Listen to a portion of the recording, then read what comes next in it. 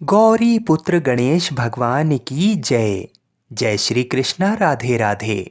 भगवान श्री लक्ष्मी नारायण जी की जय।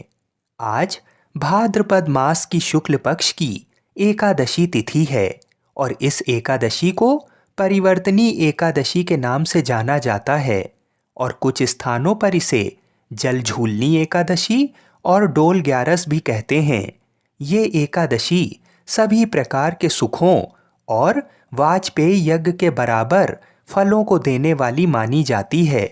आज के दिन भगवान श्री हरि विष्णु शयन करते हुए करवट लेते हैं।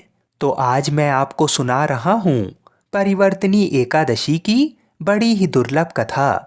आज के दिन एकादशी माता और परिवर्तनी एकादशी की पवित्र कथा को सुनने से मनुष्यों के सभी पाप और संकट कट जाते हैं और मनोकामनाओं की पूर्ति होती है तथा वैकुंठ की प्राप्ति होती है। तो आप सभी लोग बड़ी श्रद्धा और प्रसन्नचित मन से इन कथाओं को पूरा अवश्य सुनिएगा। आधी अधूरी कथा को सुनने से पूर्ण फल प्राप्त नहीं होता है। तो आइए भगवान श्री लक्ष्मी नारायण जी के चरणों का ध्यान करते हुए इस पावन कथा को सुनते हैं। एक बार पांडु नंदन अर्जुन ने भगवान श्री कृष्ण जी से कहा, हे प्रभु, भादों की शुक्ल पक्ष की एकादशी का क्या नाम है तथा उसके व्रत का क्या विधान है? उस एकादशी के उपवास को करने से किस फल की प्राप्ति होती है? हे कृष्ण, कृपा कर ये सब समझा कर कहिए। तब श्री कृष्ण जी ने कहा, हे पार्थ, भाद्रपद माह के शुक्ल पक्ष की एकादशी को परिवर्तनी एकादशी कहते हैं। इस एकादशी की कथा के सुनने मात्र से ही सभी पापों का शमन हो जाता है और मनुष्य स्वर्ग का अधिकारी बन जाता है। इस एकादशी की कथा से नीच पापियों का भी उद्धार हो जाता है। यदि कोई धर्मपरायण मनुष्य एकादशी के दिन मेरा पूजन करता है तो मैं उसको संसार की पूजा का फल देता हूँ। जो मनुष्य मेरी पूजा करता है उसे मेरे लोक की प्राप्ति होती है, इसमें तनिक भी संदेह नहीं है। जो मनुष्य इस दिन मेरा कमल से पूजन करता है वे अवश्य ही मेरे समीप आता है। जो मनुष्य इस एकादशी के दिन भगवान श्री वामन का पूजन करता है वह तीनों देवता अर्थात ब्रह्मा विष्णु महेश की पूजा करता है। हे पार्थ, जो मनुष्य इस एकादशी का उपवास करते हैं उन्हें इस संसार में कुछ भी करना शेष नहीं रहता। इस एकादशी के दिन भगवान विष्णु करवट बदलते हैं, इसलिए इसे परिवर्तनी एकादशी कहते हैं। ये सुनकर अर्जुन ने कहा, हे जनार्दन, आपके वचनों को सुनकर मैं भ्रम में पड़ गया हूँ कि आप किस प्रकार सोते हैं तथा करवट बदलते हैं। आपने बलि को क्यों बांधा और वामन रूप धारण करके क्या लीलाएं की? कृपा कर सब आप विस्तार पूर्वक कहिए। तब भगवान श्री कृष्ण जी ने कहा, हे कुंती पुत्र अर्जुन, अब तुम समस्त पापों का शमन करने वाली इस कथा का ध्यान पूर्वक श्रवण करो। त्रेता युग में बलि नाम का एक असुर था। वह अत्यंत भक्त, दानी, सत्यवादी तथा ब्राह्मणों की सेवा करने वाला था। वह सदा यज्ञ, तप आदि किया करता था। अपनी इसी भक्ति के प्रभाव से वह स्वर्ग में देवेंद्र के स्थान पर राज्य करने लगा। देवराज इंद्र तथा अन्य देवता इस बात को सहन नहीं कर सकें और भगवान श्री हरि के पास जाकर प्रार्थना करने लगे।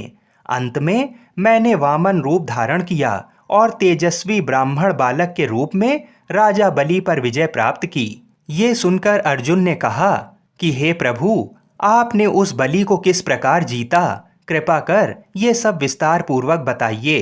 तब श्री कृष्ण जी ने कहा, मैंने वामन रूप धारण करके राजा बलि से याचना की कि हे राजन, तुम मुझे 3 पग भूमि दान दे दो, इससे तुम्हें 3 लोक के दान का फल प्राप्त होगा।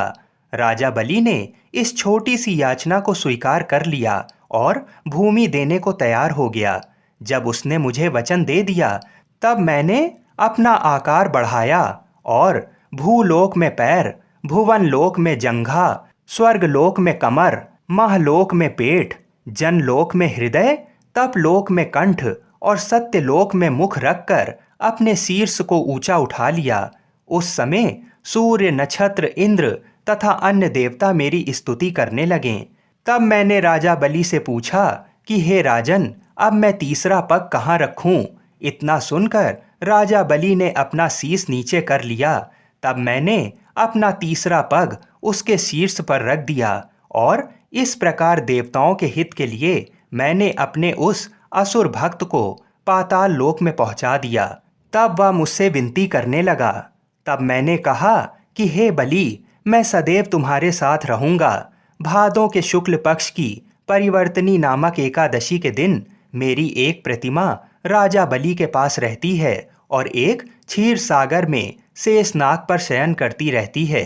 हे अर्जुन, दान करने के उपरांत मनुष्य को अभिमान नहीं करना चाहिए। राजा बलि ने अभिमान किया और पाताल को चला गया। इससे इस बात का भी बोध होता है कि अति हर कार्य के लिए बुरी होती है। एक अन्य कथा के अनुसार सूर्यवंश में मानधाता नामक चक्रवर्ती राजा हुए। उनके राज्य में सुख संपदा की कोई कमी नहीं थी। प्रजा सुख से जीवन व्यतीत कर रही थी।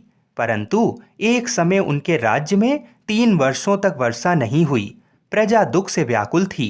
तब महाराज भगवान नारायण की शरण में जाते हैं और उनसे अपनी प्रजा के दुख दूर करने की प्रार्थना करते हैं। राजा भादों के शुक्ल पक्ष की एकादशी का व्रत करते हैं। इस प्रकार व्रत के प्रभाव स्वरूप राज्य में वर्षा होने लगती है और सभी के कष्ट दूर हो जाते हैं। राज्य में पुनः खुशियों का वातावरण छा जाता है।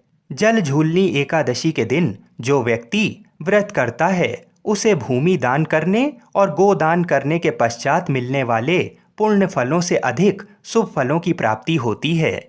इसके बाद अर्जुन ने कहा, हे प्रभु, अब आप मुझे इस एकादशी का महत्व और विधि बताइए। तब भगवान श्री कृष्ण जी कहते हैं कि आज ही के दिन माता यशोदा ने जलाशय पर जाकर मेरे वस्त्र धोए थे। इसी कारण इसे जल झूलनी एकादशी कहते हैं और कई स्थानों पर इस दिन भगवान को पालकी यानी डोली में ले जाया जाता है, इसलिए इसे डोल ग्यारस भी कहते हैं। हे अर्जुन, अब इस एकादशी की व्रत विधि बड़े ही ध्यान पूर्वक सुनो। इस एकादशी व्रत का नियम पालन 10वीं तिथि की रात से ही शुरू कर देना चाहिए। वह ब्रह्मचर्य का पालन करना चाहिए। एकादशी के दिन सुबह स्नान आदि करने के बाद साफ कपड़े पहनकर भगवान वामन की प्रतिमा के सामने बैठकर व्रत का संकल्प लें। इस दिन यथासंभव उपवास करें। उपवास में अन्न ग्रहण नहीं करें। संभव ना हो तो एक समय फलाहार कर सकते हैं। इसके बाद भगवान वामन की पूजा विधि विधान से करें। भगवान वामन को पंचामृत से स्नान कराएं। स्नान के बाद उनके चरणामृत को व्रती अपने और अपने परिवार के सभी सदस्यों के अंगों पर छिड़कें और उस चरणामृत को पिएं। इसके बाद भगवान को गंध पुष्प धूप दीप नैवेद्य आदि पूजन सामग्री अर्पित करें। विष्णु सहस्त्र नाम का जाप एवं भगवान वामन की कथा सुने। रात को भगवान वामन की मूर्ति के समीप ही सोएं और दूसरे दिन यानी दुआदशी के दिन वेद पाठी ब्राह्मण को भोजन कराकर दान देकर आशीर्वाद प्राप्त करें। जो मनुष्य यत्न के साथ विधि पूर्वक इस व्रत को करते हुए रात्रि जागरण करते हैं उनके समस्त पाप नष्ट होकर अंत में वे स्वर्गलोक को प्राप्त होते हैं। इस एकादशी की कथा के श्रवण मात्र से वाजपेयी यज्ञ का फल प्राप्त होता है। आइए अब बड़े प्रेम से एकादशी माता और तुलसी माता की कथा को सुनते हैं। इन कथाओं को सुनने से ही एकादशी का व्रत पूर्ण माना जाता है। एक बूढ़ी माँ ने एक बार एकादशी का व्रत रखा। बड़ा ही भाव भक्ति से पूजा अर्चना की। उन्हें वृद्धावस्था में क्या बाधा थी, वे तो अपने पुत्र पौत्रों की सुख सुविधा के लिए व्रत रखने लगी थीं। वे दिन भर तो जरा कठोर मन करके अपनी प्यास को रोके रहीं। दिन में पूजा पाठ किया, कथा सुनी और पंडित जी को मिट्टी के पात्र में भरकर पानी और ऋतु फल दान में दिए। दोना भर भर के बूरा शक्कर वितरण किया। उन्हें गर्मी के कारण बहुत बेचैनी हो रही थी। इस कारण से बड़ी देर तक पानी में पड़ी रहीं और पानी के कुल्ला करती रहीं। मुंह धोती रहीं, तब कहीं थोड़ा बहुत धैर्य बंध पाया। धूप तो तेज पड़ ही रही थी, इस कारण बार बार मुंह सूख रहा था। बूढ़ी माँ बहुत बेचैन हो रही थीं। एक बुढ़ापा और दूसरा ये भयंकर गर्मी। वृद्धावस्था की स्थिति तो कुछ दूसरी ही प्रकार की होती है। जैसे जैसे रो धो के दिन कट पाया, अब पहाड़ सी रात सामने थी। उसका कटना बड़ा ही कठिन दिखाई दे रहा था। खटिया पर पड़े शांति नहीं मिल रही थी। वे बार बार करवट बदल रही थीं। अनेक बार वे बाहर जातीं और भीतर आतीं। उन्हें घर के अंदर शांति नहीं थी। वे पड़ी पड़ी एकादशी माता का स्मरण करती रहीं। वे कहती रहीं कि हे माता जी, आप मेरी लाज रखिएगा, आप ही मुझे शक्ति दे दीजिएगा, जिससे मैं भली भांति आपका व्रत कर सकूं और ये पहाड़ सी रात शांतिपूर्वक व्यतीत हो सके। प्यास के कारण बूढ़ी माँ की बेचैनी तो बढ़ ही रही थी। उन्होंने धैर्य रखने का बहुत प्रयास किया, किंतु सहनशीलता की सीमा टूट गई और वे घबराकर एकदम चिल्ला पड़ीं। बोलीं कि बचाओ बचाओ। अम्मा का चिल्लाना सुनकर परिवार भर के नर नारी, बच्चे और पड़ोसी एकत्रित होकर बूढ़ी अम्मा की खटिया के समीप पहुंच गए। सबने पूछा कि अम्मा जी, आपको क्या हुआ? आप क्यों चिल्ला रही हैं? आप इस वृद्धावस्था में ये कठिन व्रत क्यों कर रही हैं? अम्मा जी, शक्ति से ही भक्ति होती है। थोड़ी ही देर में वे फिर से बोलीं कि अरे, हमारे तो प्राण ही निकले जा रहे हैं। मेरी छाती पर ठंडे पानी का घड़ा रख दीजिए। नातियों ने दादी की छाती पर ठंडे पानी का पात्र रख दिया। तब कहीं उन्हें थोड़ा बहुत आराम मिला और थोड़ी देर के लिए उन्होंने अपनी आंखें बंद कर लीं। एकादशी माता ने सोचा कि ये बूढ़ी अम्मा हैं तो बहुत कठोर, जरा जाकर उसकी परीक्षा लेना चाहिए।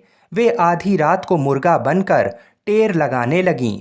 मुर्गा की आवाज़ सुनकर दादी जल्दी से उठीं और बाहर जाकर आसमान की ओर देखा, किंतु आसमान में कहीं उन्हें प्रातःकालीन तारा दिखाई नहीं दिया। वे सोचने लगीं कि ये मुर्गा क्यों और कैसे बोल गया। उन्हें प्यास तो लगी रही थी। थोड़ा बहुत उनका मन भी विचलित होने लगा था, किंतु अंत में उन्होंने दृढ़ निश्चय किया कि मैं अब व्रत को पूर्ण करके ही छोड़ूंगी, चाहे भले ही मेरे प्राण निकल जाएं। ये सोचकर फिर वे खटिया पर शिथिल होकर लेट गईं।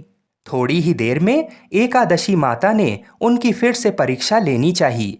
एक छोटी सी बालिका एक गिलास में शरबत लेकर उनके सिरहाने खड़ी हो गई और जोर से बोली कि दादी जी, सवेरा हो गया है, आप हाथ मुंह धोकर शरबत पी लीजिए। पहले तो शरबत का गिलास देखकर उनका मन ललचाने लगा, किंतु अचानक व्रत का स्मरण हो आया और उन्होंने सोचा कि मैं किसी भी प्रकार से अभी शरबत नहीं पी सकती हूँ, और वे शांतिपूर्वक अपनी खटिया पर लेट गईं। फिर थोड़ी ही देर में उन्हें ऐसा लगा जैसे किसी ने उन्हें पानी के कुएं में पटक दिया हो। वे बड़ी देर तक उस कुएं में हाथ पांव चलाती रहीं, किंतु उन्होंने अपने मुंह में पानी की एक बूंद भी नहीं जाने दी और वे दृढ़तापूर्वक अपना व्रत पालती रहीं। थोड़ी ही देर में ना जाने कहां से सामने आग जलने लगी, जिससे भारी गर्मी बढ़ने लगी। प्यास के कारण प्राण निकलने लगे, किंतु बूढ़ी अम्मा का कुछ भी नहीं बिगाड़ पाया। वे जहां की तहां मुस्कुराती हुई सी बैठी रहीं। थोड़ी ही देर में बाहर प्रकाश दिखाई देने लगा। ऐसा लगा कि जैसे सवेरा हो गया हो। बूढ़ी अम्मा ने जब बाहर निकल कर देखा तो समझ गईं कि अभी सवेरा होने में 3-4 घंटे की देरी है। ये जानकर वे शांतिपूर्वक इधर उधर घूमने फिरने लगीं। एकादशी माता ये बात अच्छी तरह से समझ गईं कि ये बूढ़ी अम्मा किसी भी प्रकार से अपने व्रत से नहीं टल सकती हैं। वे उनके सत्य व्रत को अच्छी तरह से समझ गईं। सवेरा होते ही बूढ़ी माता ने स्नान किया, भगवान का पूजन पाठ किया, एकादशी माता की कथा सुनी, ब्राह्मणों को दक्षिणा देकर भोजन कराया। तब कहीं उन्होंने जल ग्रहण किया। कन्याओं को भोजन कराने के बाद अम्मा ने स्वयं भोजन किया। उस श्रेष्ठ व्रत के प्रताप से बूढ़ी अम्मा की आयु में वृद्धि हो गई। उनका घर परिवार हरा भरा हो गया। घर में अब उनके कोई अभाव नहीं रहा।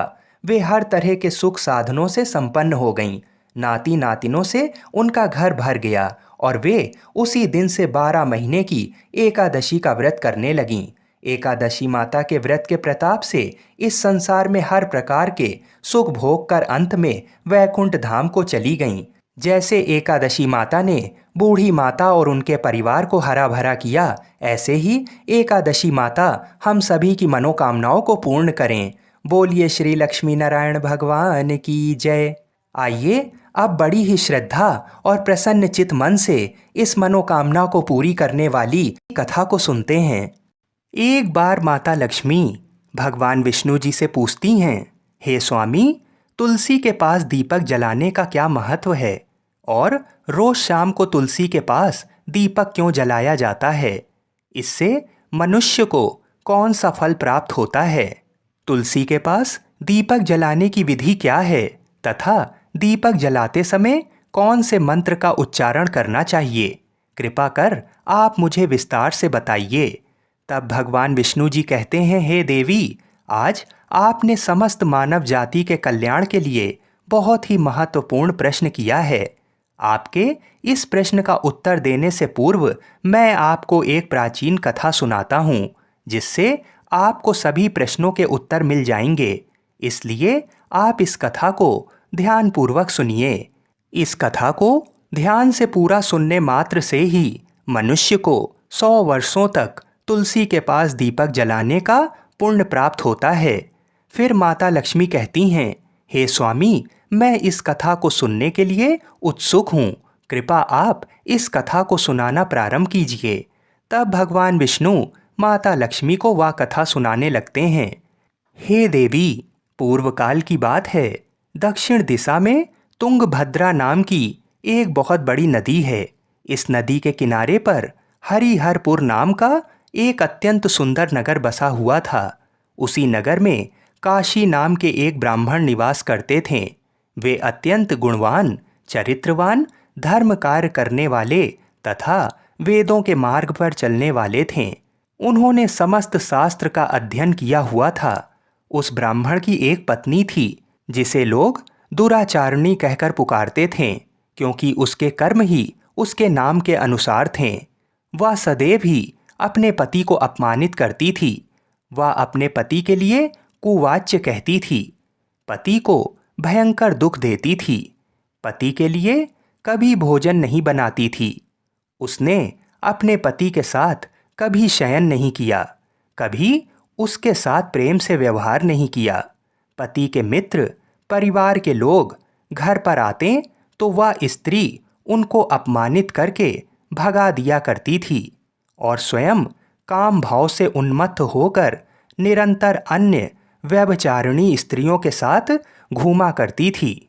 उसका मन पति को छोड़कर पराये पुरुषों में लगा रहता था। उसने कभी अपने पति से प्रेम से बात नहीं की, किंतु पराये पुरुषों के संग बैठकर बातें किया करती थी। पराये पुरुषों को मोहित करने के लिए सज धज कर गाँव में घूमने जाया करती थी। कभी वह वन में किसी वृक्ष के नीचे खड़ी रहकर सुंदर पुरुषों की राह देखने लगती और किसी दुष्ट पुरुष को मोहित करके उसके संग भोग विलास किया करती थी। फिर एक दिन वह दुराचारिणी स्त्री वन में जाकर एक वृक्ष के नीचे खड़ी हो गई। उसका चित्त काम से भरा हुआ था। वह किसी सुंदर कामी पुरुष की राह देख रही थी, किंतु बहुत समय निकलने के बाद भी उस स्थान पर कोई पुरुष नहीं आया। इसलिए वह अत्यंत दुखी हो गई और प्रियतम की खोज में इधर उधर देखने लगी। उस दिन उसका सारा परिश्रम व्यर्थ हो गया। वहाँ पर खड़ी होकर वह नाना प्रकार की बातें कहकर विलाप करने लगी।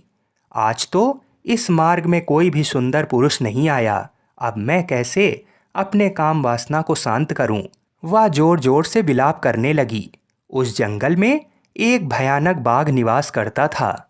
उस पापिनी स्त्री की आवाज़ सुनकर वह जाग गया और उछलकर उस स्त्री का भक्षण करने के लिए उसके पास आ गया। उस भयंकर बाघ को देखकर उस स्त्री के पसीने छूटने लगे। वह भय से थर थर कांपने लगी। वह स्त्री कुछ करती इतने में ही उस बाघ ने अपने पंजे से उसे घायल कर दिया और वह स्त्री जमीन पर गिर पड़ी। जमीन पर गिरते ही वह स्त्री चिल्लाते हुए बोली, अरे बाघ, तू किस लिए यहाँ पर आया है? मुझे क्यों मार रहा है? तुम मुझे छोड़ दो, मेरा भक्षण करके तुम्हें क्या मिलेगा? उस स्त्री की ये बात सुनकर वह भयानक बाघ क्षण भर के लिए रुक गया और हंसते हुए बोला, हे दुष्टा, आज विधाता ने तुझे मेरा ग्रास नियुक्त किया है। तुझ जैसी पापनी स्त्री का भक्षण करना ही मेरा काम है। तभी तुझे इस शरीर से मुक्ति मिलेगी। वह स्त्री कहने लगी, हे बाघ, तुम कौन हो? मुझे सच सच बताओ, तुम्हें किस कारण से बाघ की योनि में जन्म लेना पड़ा और तुम मुझ जैसी स्त्रियों का भक्षण क्यों करते हो? पहले मुझे सारी बात बताओ और फिर मेरा भक्षण करो। फिर बाघ कहने लगता है, हे पापनी, मैं तुझे पूर्व जन्म का वृतांत सुनाता हूँ, किस कारण से मुझे बाघ बनना पड़ा। पूर्व काल में दक्षिण देश में एक नदी थी। उस नदी के तट पर एक नगरी बसी हुई थी। उस नगरी में मैं निवास किया करता था। मैं एक ब्राह्मण का पुत्र था और नदी के किनारे बैठकर यज्ञ आदि कार्य किया करता था। मैंने उस जन्म में अनेक पापियों के लिए यज्ञ किया। उन पापियों के घर का भोजन किया। मैंने धन के लोभ से अनेक पापियों के लिए कार्य किया। जिन वस्तुओं का दान ब्राह्मण को नहीं लेना चाहिए, उन वस्तुओं का दान भी मैंने ग्रहण किया और दूसरों से धन लेता था, लेकिन कभी वापस नहीं करता था। इस प्रकार से पाप करते हुए मुझे बहुत साल बीत गए और मैं वृद्ध हो गया। मेरे बाल सफ़ेद हो गए, मुंह के सारे दांत गिर गए, लेकिन फिर भी मेरी दान लेने की आदत नहीं छूटी और मैं पाप करता चला गया। फिर एक दिन मैं धन के लोभ से नदी किनारे गया और अन्य धूर्त ब्राह्मणों के साथ मिलकर हमने लोगों को ठगा। झूठ मंत्र वचन बोलकर हमने बिना विधि विधान किए ही देवी देवताओं का पूजन किया और बहुत सारा धन दान में ले लिया। फिर उसी स्थान पर एक बीमार कुत्ते ने मेरे पैर में काट लिया और मैं मूर्छित होकर गिर पड़ा। उसी क्षण मेरे प्राण चले गए। फिर यम के दूत उस स्थान पर प्रकट हुए और मुझे पकड़कर यमपुरी ले गए। यहाँ पर यमराज ने चित्रगुप्त से मेरे कर्मों का लेखा जोखा निकालने के लिए कहा। फिर चित्रगुप्त कहने लगे, हे धर्मराज, इस ब्राह्मण ने घोर पाप किए हैं। इसने दूसरों से झूठ कहकर धन लूटा है। विधि विधान से पूजा ना करके झूठ मंत्र बोलकर भगवान का अपमान किया है। इसलिए ये पापी ब्राह्मण केवल नरक जाने के ही योग्य है।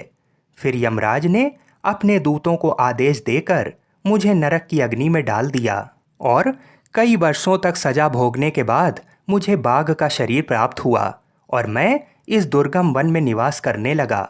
मैं अपने पूर्व जन्म के पापों को याद करके कभी महात्मा, साधु पुरुष, सती स्त्रियों का भक्षण नहीं करता हूँ।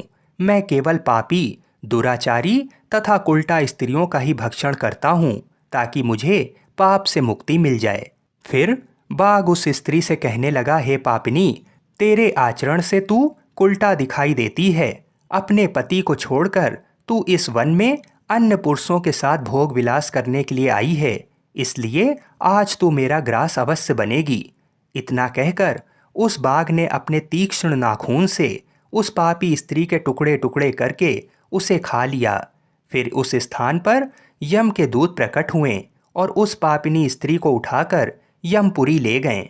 चित्रगुप्त ने उस स्त्री का लेखा जोखा निकाला और यमराज को बताया। यमराज ने उस स्त्री को घोर नरक में डाल दिया। कई वर्षों तक नरक की अग्नि में जलने के बाद उसने फिर पृथ्वी लोक पर एक चांडाल के घर में जन्म लिया और वो फिर से दुख भोगने लगी। इस दुख को सहन करते करते एक दिन वह तीर्थ में स्नान करने के उद्देश्य से अनंतपुरा में चली गई। वहां पर एक आश्रम के बाहर निवास करने लगी। वहां उस आश्रम में एक तुलसी का पौधा था। अन्य स्त्रियों को वहां पर तुलसी के पास दीपक जलाते हुए देखकर उस पापी स्त्री ने भी वही किया। उसने तुलसी के पौधे के पास एक दीपक जला दिया। फिर उसी रात हृदयघात से उसकी मृत्यु हो गई और यमराज के दूत उसे ले जाने के लिए वहां पर प्रकट हुए। जैसे ही यम के दूत उस पापी स्त्री को पास में बांध कर ले जाने लगे, तभी भगवान विष्णु के दो पार्षद उस स्थान पर प्रकट हुए और उन्होंने उन दोनों को रोक लिया और कहने लगे, हे दूतों, इस स्त्री को तुम छोड़ दो। ये स्त्री नरक जाने के योग्य नहीं है। तुम किसके आदेश से ऐसा अधर्म कर रहे हो? तब उन यमदूतों ने कहा कि हम यमराज के आदेश से इसे लेने आए हैं किंतु आप हमें किस कारण से रोक रहे हैं? ये स्त्री अत्यंत पापी है। तब भगवान विष्णु के पार्षद कहने लगे, ये स्त्री तो विष्णु भक्त है, ये नरक जाने योग्य नहीं है। इसने शाम को तुलसी के पास दीपक जलाया है, इसी कारण से इसके समस्त पाप नष्ट हो गए हैं, इसलिए अब ये नरक जाने के योग्य नहीं है, ये स्वर्ग जाने की अधिकारी बन चुकी है।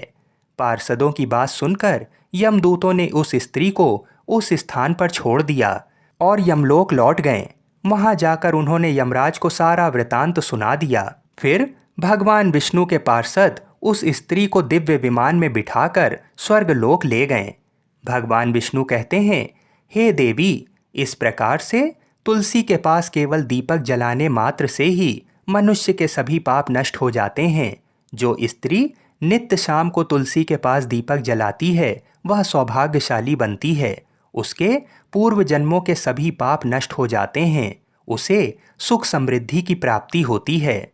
भगवान विष्णु कहते हैं, हे देवी, हजारों अमृत के घड़ों से नहलाने पर भी श्री हरि विष्णु को उतनी तृप्ति नहीं होती जितनी वे मनुष्यों के द्वारा तुलसी का एक पत्ता चढ़ाने से प्राप्त करते हैं।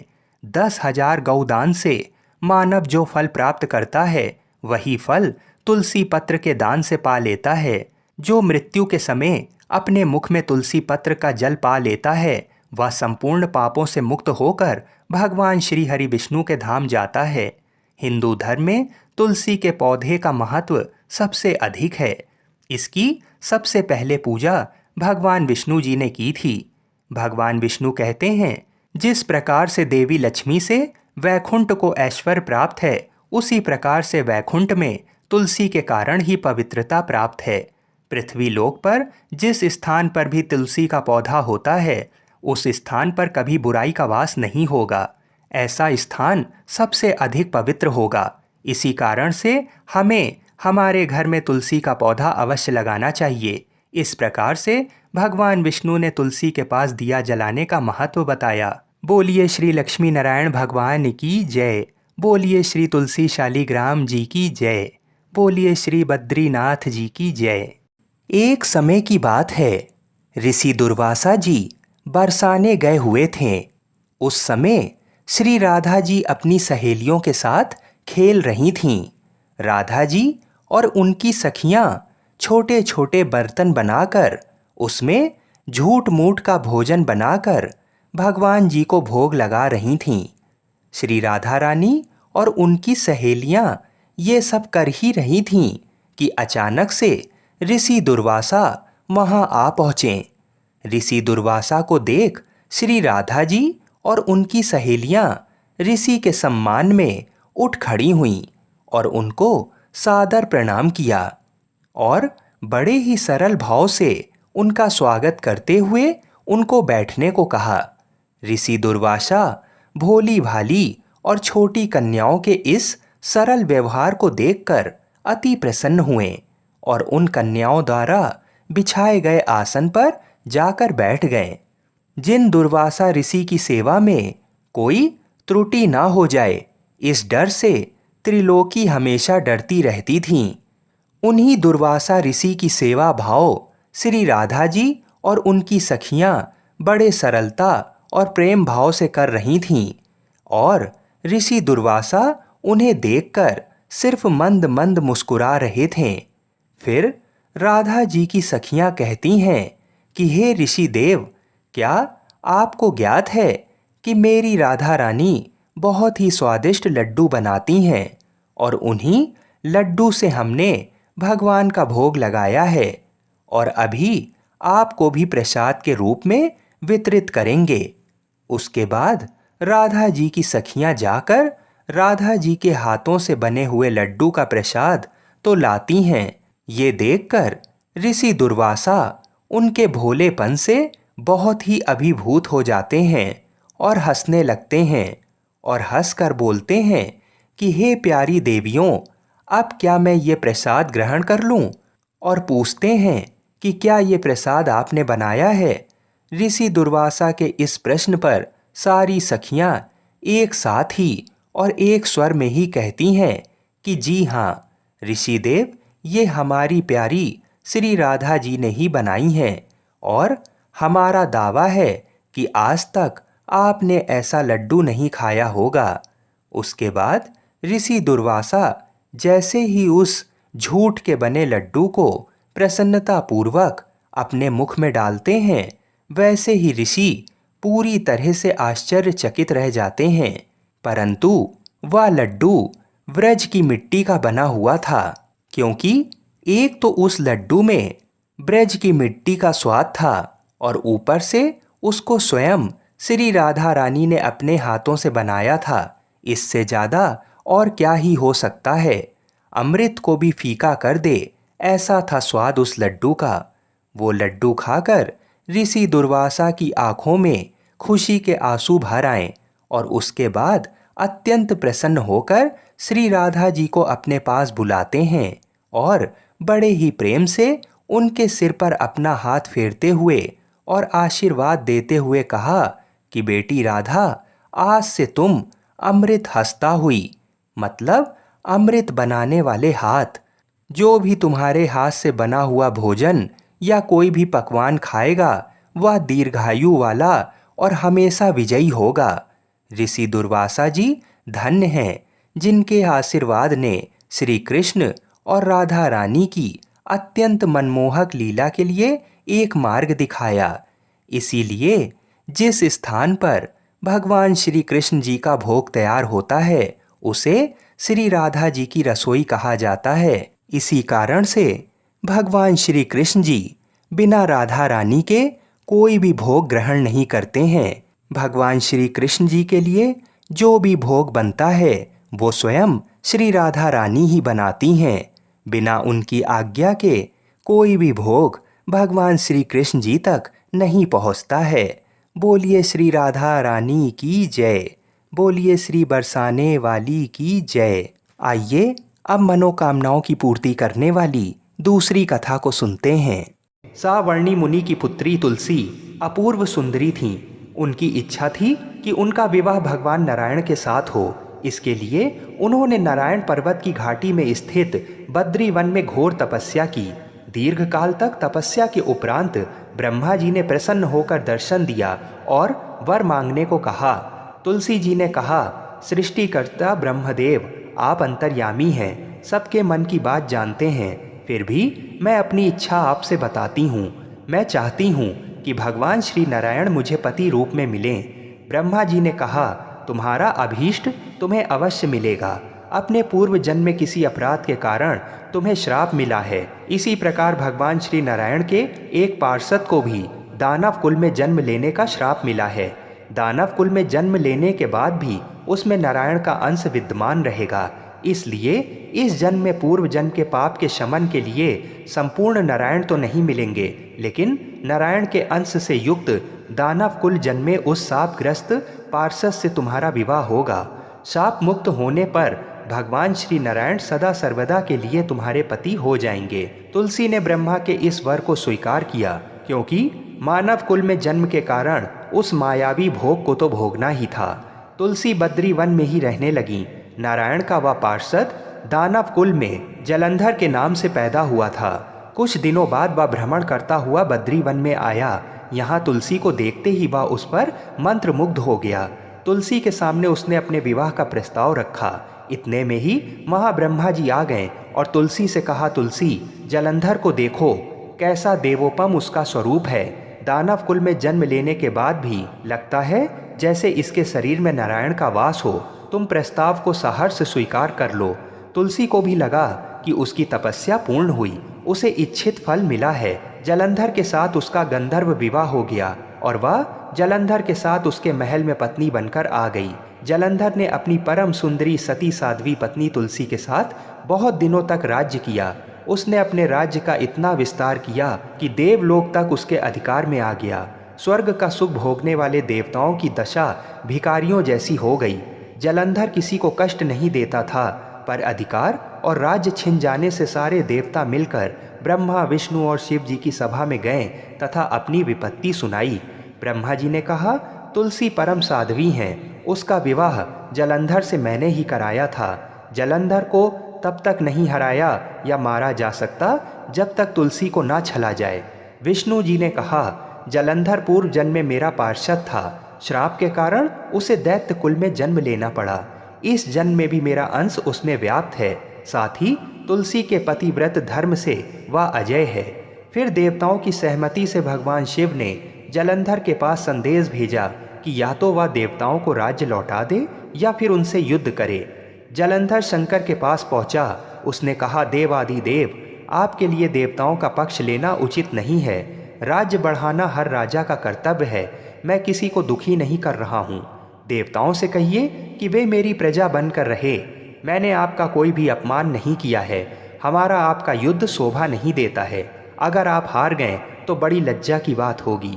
मैं हार गया तो आपकी कीर्ति बहुत अधिक नहीं बढ़ेगी। भगवान शंकर फिर हंसने लगे। वे तो सब रहस्य समझते थे।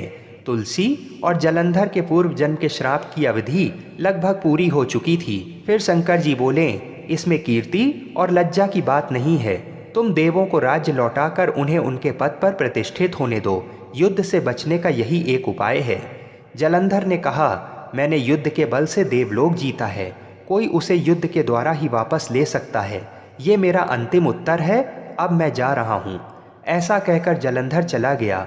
उसने अपनी पत्नी तुलसी को सारी बातें बताईं और कहा, कर्म भोग सब काल सूत्र में बंधा है। जीवन में हर्ष, शोक, भय, सुख, दुख, मंगल, अमंगल काल के अधीन है। हम तो केवल निमित्त हैं। संभव है भगवान शिव देवों का पक्ष लेकर मुझसे युद्ध करें। तुम चिंता मत करना, तुम्हारा सती तेज मेरी रक्षा करेगा। दूसरे दिन भगवान शंकर के नेतृत्व में देवताओं ने युद्ध छेड़ दिया। जलंधर ने भीषण बाणों की वर्षा कर उनका वेग रोका। उसके प्रहार से देवता डगमगाने लगे। उसने दानवी शक्ति का प्रयोग कर मायावी युद्ध आरंभ किया। युद्ध स्थल पर वह किसी को भी दिखाई नहीं देता था, पर उसके अस्त्र शस्त्र प्रहार कर देवों को घायल कर रहे थे। देवगण अपने अस्त्र चलाएं तो किस पर चलाएं, क्योंकि कोई शत्रु सामने था ही नहीं। कई दिनों तक इस तरह भयंकर युद्ध चला। जलंधर पराजित नहीं हुआ। तब शिव जी ने विष्णु से कहा, विष्णु, कुछ तो उपाय करो, अन्यथा मेरा तो सारा यश मिट्टी में मिल जाएगा। विष्णु जी ने सोचा, बल से तो जलंधर को हराया नहीं जा सकता, इसलिए छल का सहारा लेना ही पड़ेगा। उन्होंने तुरंत अपना स्वरूप जलंधर जैसा बनाया और अस्त्र शस्त्र से सुसज्जित हो तुलसी जी के पास पहुंच गए। बोले, प्रिय, मैं युद्ध जीत गया। सारे देवता भगवान शंकर समेत हार गए। इस खुशी में आओ, मैं तुम्हें अपने अंग से लगा लूं। पति को प्रत्यक्ष खड़ा देख तथा विजय का समाचार सुन वह दौड़कर मायावी जलंधर के गले से लिपट गई। इस प्रकार पति पत्नी दोनों ने आलिंगन हो खूब खुशी मनाई। पर पुरुष के साथ इस प्रकार के व्यवहार से उसका सती तेज नष्ट हो गया। उसका सती तेज जो जलंधर की कवच के रूप में रक्षा कर रहा था, वह कवच नष्ट हो गया। जलंधर शक्तिहीन हो गया। ये जानते ही भगवान शंकर ने अपने त्रिशूल से प्रहार किया। त्रिशूल के लगते ही जलंधर जलकर भस्म हो गया। जलंधर के मरने को जानकर विष्णु अपने असली रूप में आ गए। सामने अपने पति जलंधर के स्थान पर भगवान विष्णु को खड़ा देख तुलसी बहुत विस्मित हुई। उसको पता लग गया कि स्वयं नारायण ने उसके साथ छल किया है। क्रोध में आकर तुलसी जी ने श्राप दिया, एक सती स्त्री का सतीत्व भंग करने के अपराध में तुम हृदयहीन पत्थर हो जाओ। विष्णु जी ने तुलसी के श्राप को सिरोधार्य कर कहा, देवी, तुम्हारे तथा जलंधर के कल्याण के लिए मुझे ऐसा करना पड़ा। तुम दोनों को श्राप मुक्त करना था। तुम भी अब अपना शरीर त्याग कर तुलसी बिरवा के रूप में जन्म लोगी और मेरी पूजा तुलसी दल से होगी। मैं शालीग्राम पत्थर बनूंगा। मेरे शीश पर तुम आदर से विराजमान होगी। तुम्हारे पति की हड्डियों के चूर्ण से शंख की उत्पत्ति होगी। उस शंख ध्वनि से देवताओं तथा मेरी पूजा आराधना होगी। जहाँ शंख ध्वनि होगी वहाँ मंगलमय मैं विराजमान रहूँगा। तुमने पूर्व जन्म में बद्रीवन में मुझे पाने के लिए बड़ी तपस्या की थी। अब अगले जन्म में मैं नारायण प्रस्तर के रूप में बद्रीनाथ वन में स्थापित होऊंगा और मेरी पूजा अर्चना फल फूल से न होकर तुम्हारी तुलसी दल से होगी। मेरे शीश पर विराजमान होकर तुम मुझसे भी ऊंचा पद प्राप्त करोगी। बोलिए श्री लक्ष्मी नारायण भगवान की जय। बोलिए श्री तुलसाजी शालीग्राम जी की जय। जय श्री राधे।